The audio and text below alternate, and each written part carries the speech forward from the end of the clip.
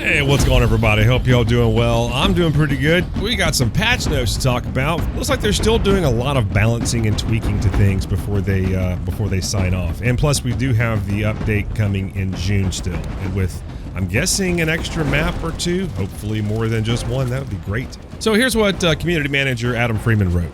Hi folks, our 6.6 update combines the work that we've performed on Battlefield since the last update in March, seeing improvements and fixes developed originally for a 6.4 update in April added to our most recent work on the game, and is detailed below in full. In addition to a wave of balance changes made to improve experiences using and fighting against vehicles, we're introducing Twisted Steel to Outpost, starting a new wave of weekly missions with rewards, and adding in all new vehicle body dressings. Akira Sakamoto and Steve Fisher are also joining the Elites roster when 6.6 goes live this week. Our next update for Battlefield 5 is targeted for June and delivers all new content for the game. You can read more about that in the future of Battlefield here. And that's regarding the post made by Ryan MacArthur a few weeks back. The update will go live tomorrow, May 12th, 2020. So what's new? Looks like there's new weekly missions. There's the new Elites, and Outpost is now available on Twisted Steel. That's what's new. As far as what they're covering, there's a lot of information about tanks, transport and stationary vehicles, planes, weapons and gadgets, and soldiers, and some map fixes. Also, some UI and other things that are changing, and some stability, various performance issues. So that's really about it. It's a lot here, but it's a lot of stuff that doesn't, I don't know if it's necessarily going to change how everything works. So let me just go through some highlighted stuff. I'm going to put the entire thing on the screen so that you can see it. If you want to read through it, pause it, because I play with tanks, but I don't really get into that much detail. You might be wanting to check out Azura Productions. That guy will probably go into a lot of detail. He's a good guy with tanks, so he's going to probably go down the list and go through every single detail. I would highly recommend checking out his channel and maybe hitting that bell icon for him, because if you like to run tanks, or maybe you're a sniper, and you definitely check out his channel. Hell, his Discord's got lots of great people in there. Check those guys out as well. As soon as he has a video, if it comes up before I get this out, or whenever I get this out, I'm going to link it in the description down below as soon as it's available. So check that out. Anyway, so yeah, let's go over a few highlighted things that I think is interesting that you might want to check out and just be aware of. But other than that, that's about it. So, all right, well, here we go. Let's jump into it. Okay, so under tanks, one of the first things that I saw that I thought was interesting was the flank panzer will now stop firing when it fully overheats. So that might be something that you've come across where it just kept on firing. So now that might actually benefit the people who are on the other end of that. So there's something interesting. There's another one. Fixed a bug that was causing the resupply prompt to show incorrectly under certain conditions when switching vehicles. It's fixed an exploit that would allow the incorrect team to spawn a Strum Tiger. Fixed a situation in which light tanks could self-repair and continue to move at the same time. Improved responsiveness for Pacific tanks when switching between going forwards and backwards. Fixed the Ju-87 Stuka's Borkanona not doing damage to airplanes. Fixed various issues related to vehicle skins that had gone missing since update 6.2. Skins are now properly applied to all tanks and plane wrecks.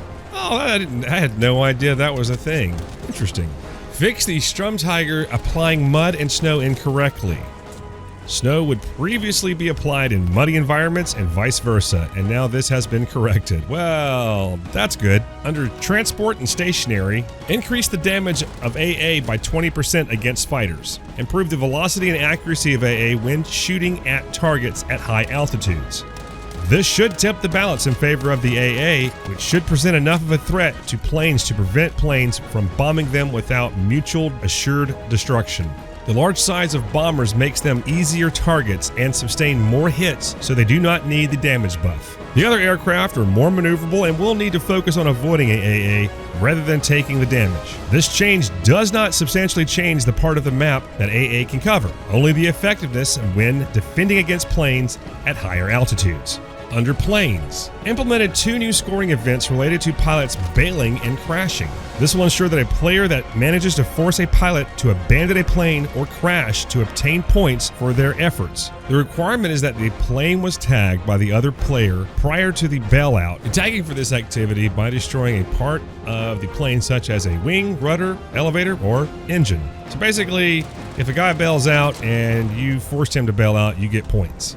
Some of this is worded a little weird. I don't know if it's the way it was presented or it was the way it's just being given to the community manager. I'm not sure. It just says this: reduce the damage of the UK air-to-ground rockets. Increase the damage on the 2-time rockets slightly for all factions. I have no idea what they're talking about. I don't know if that's the Fliegerfaust. I don't know if that's some other rocket. I have no clue what they're talking about. If you know what they're talking about, please let me know in the comments down below.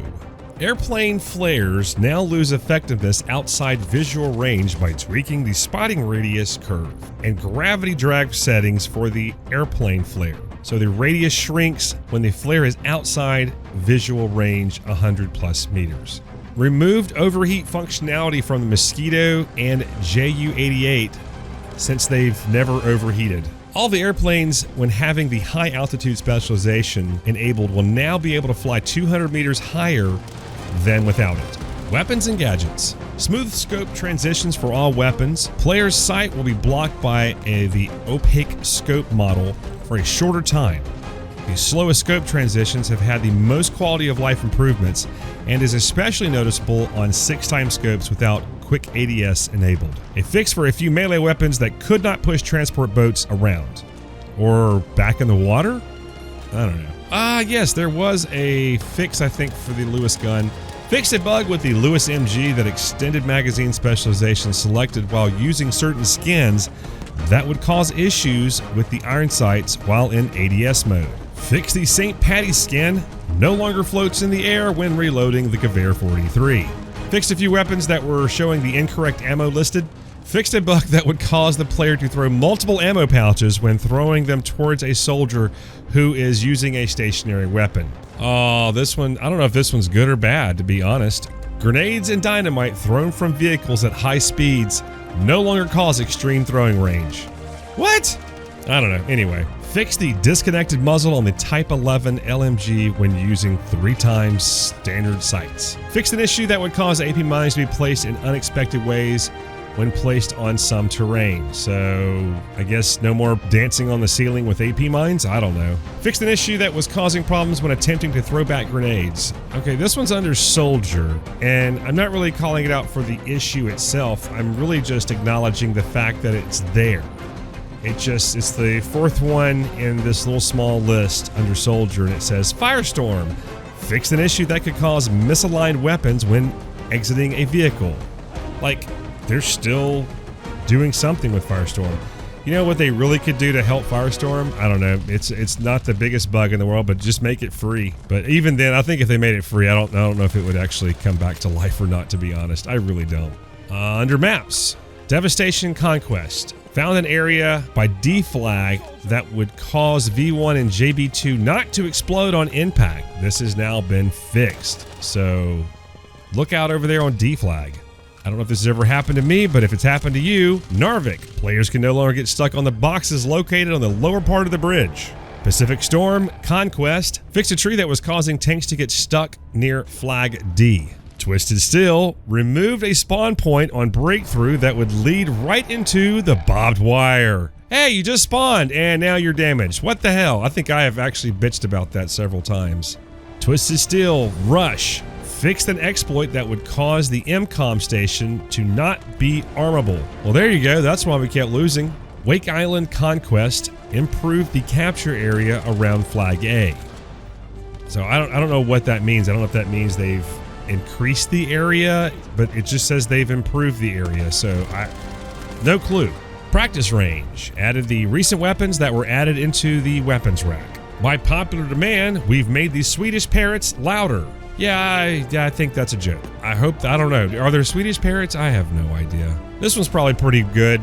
Fixed a bug that was causing players unable to join a server that their friends was playing on from the social hub.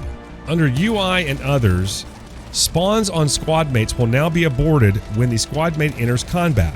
The current system only blocks spawns and would not abort a spawn in progress, leading to situations where being shot at, meleeed, or surrounded by close enemies with line of sight still have players' squad spawn on them, usually leading to the immediate death. Squad spawn is risky. This change is intended not to remove squad spawn, but to improve instant death on squad spawns. We will be evaluating this change and have the ability to toggle this feature on and off. Oh, okay, cool. Without a client update. So they put in a toggle switch. Nice. For controllers, change the default center dead zone for gamepads to 15% from 13%, which I thought that was the default was 15, so I'm a little confused there. But basically 13% was causing some controllers to drift when in a rest position. Existing players will need to manually change this setting under options, as the fix will only be automatically applied to the new Battlefield 5 players. So if you're a veteran player, you want to have that changed, go in there and take care of that if it's at 13%. Oh my God, thank you, thank you, thank you, thank you, thank you. Fixed an issue that causes the community games minimum players option not to function properly, and that was what it was. I had it down to 4 players to get a game going, and we couldn't get it going because it was still saying we needed to get 16 players. So yay, maybe we'll be able to get a little front lines or something else going with some guys in a big group. I would love that. I've got a great playlist I'm looking forward to trying out, so maybe we'll try that here in the future. The vehicle deploy icon now shows the the quantity available for each type of vehicle. Interesting. A fix for Type 97 Special Assignment Mastery 6, which was incorrectly set up. Okay, maybe this will help fix some of the spotting issues that we have all the time on the minimap. The You Are Spotted widget above the minimap now indicates when a player is spotted by any type of spotting flare, as opposed to any other mode, direct source of spotting. So in other words, you're no longer going to be spotted by like suppression or spotting scope or just the trait in general. So the only time that you should be spotted is when there's actually a flare. So I think that was the confusion for a long time, is like, I'm spotted, there's no flare, but it was something else that was causing it that you were not aware of. So there you go. Okay, well that about wraps it up. That's just about everything. I'm gonna have to edit this down because I'm pushing into 17 minutes right now. But we'll kind of get this all down. Again, these were just some of the things that I thought were interesting. If you want to read all the highlights, I've put the link to the forum in the description down below. Also, if my buddy Azura Productions, whenever he puts out a video, or if he's already done it, I'm going to put a link down there if you're interested in tanks and all that information. I'm sure he's going to go over all of that, so you can go check that out. Anyway, that's it for me. Again, thank you so much for watching. Maybe tomorrow, if I get this out today, maybe tomorrow, I might stream some of the new stuff that's going on. Just let you see what's happening. Whoops. Still had that on. Anyway, that's it for me. Again, thank you so much for watching. As always, we do appreciate it. And until next time, bye for now.